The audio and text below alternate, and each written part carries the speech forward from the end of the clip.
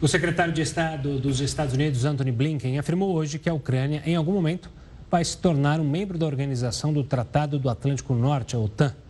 Ele deu essa declaração durante o encontro da OTAN na cidade de Bruxelas, na Bélgica.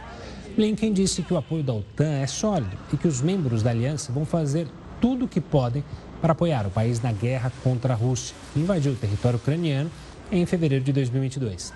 Ele também afirmou que apoiar a Ucrânia é importante porque os russos estão recebendo ajuda para aumentar a indústria de defesa de outros países, como a China, a Coreia do Norte e o Irã.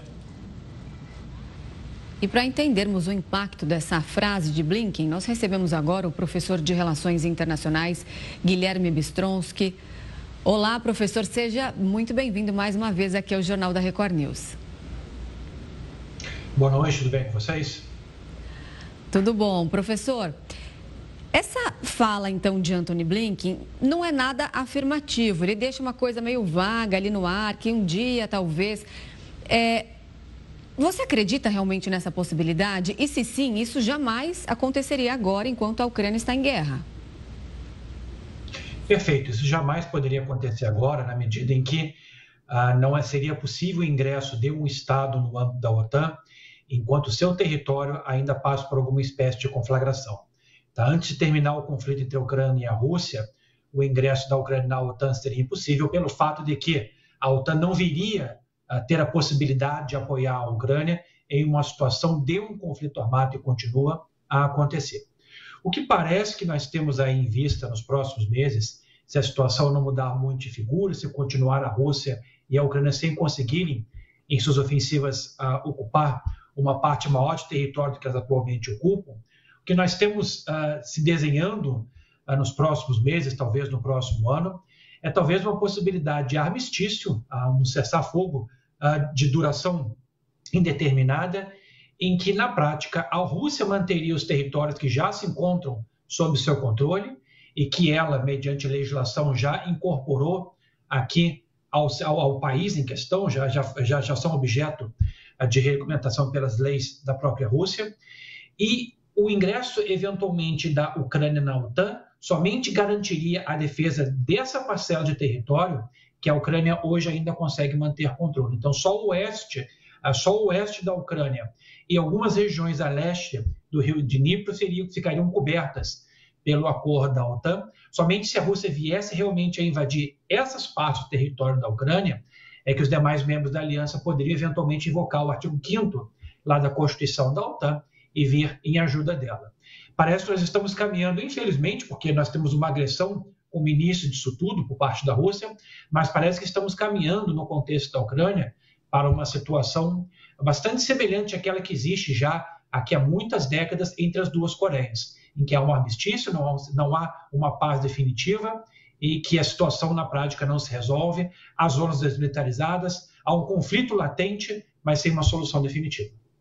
Professor, olhando também para frente, o quanto que essa declaração do Blinken daqui a alguns meses pode não valer de nada em meio a uma eleição que hoje aponta Donald Trump, em algumas pesquisas, à frente. A mudança de governo, caso ela ocorra nos Estados Unidos, ela pode impactar de alguma forma o conflito e principalmente a OTAN, uma vez que Donald Trump era muito crítico à aliança? Certamente a eleição do Trump, caso ela venha a acontecer, ela impacta diretamente não só a OTAN, como o conflito, como bem colocaste. Não há dúvida nenhuma de que os Estados Unidos, os números provam isso, são hoje, por muito, o país que mais colabora militarmente para o esforço militar da Ucrânia, e a sua retirada desse contexto praticamente dificultaria sobremaneira a continuação do conflito pela Ucrânia sem a perda de mais territórios. Inclusive, aposta a Rússia nessa possível eleição do Trump para que ela possa obter maior sucesso, conquistar uma parcela maior da Ucrânia, antes que, na prática, esse armistício, que eu acho que daqui a pouco vai acontecer, seja realmente celebrado. Agora, o Blinken não tem como agir de forma diferente, porque já se começa a desenhar um possível esforço de reconstrução da Ucrânia nos próximos anos.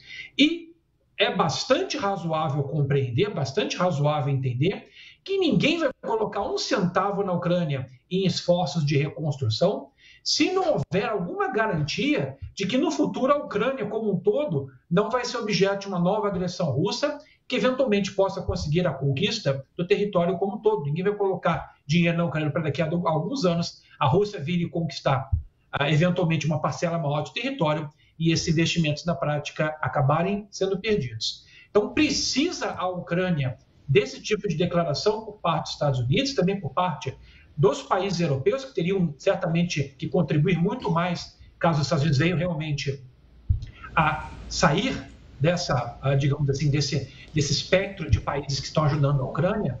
Caso realmente saiam dos Estados Unidos, teria que haver uma participação muito maior dos países europeus, um engajamento muito maior da própria União Europeia, e sem uma garantia à Ucrânia de que ou ingressa na União Europeia ou ingressa na OTAN, eu vejo perspectivas bastante sombrias de reconstrução, na medida em que, mais uma vez, dificilmente algum capital estrangeiro investirá na Ucrânia sem uma garantia externa de segurança de que, eventualmente, uma nova invasão russa contará com o apoio desses países europeus para evitar que a Ucrânia, eventualmente, possa vir a desaparecer do mapa do nosso planeta.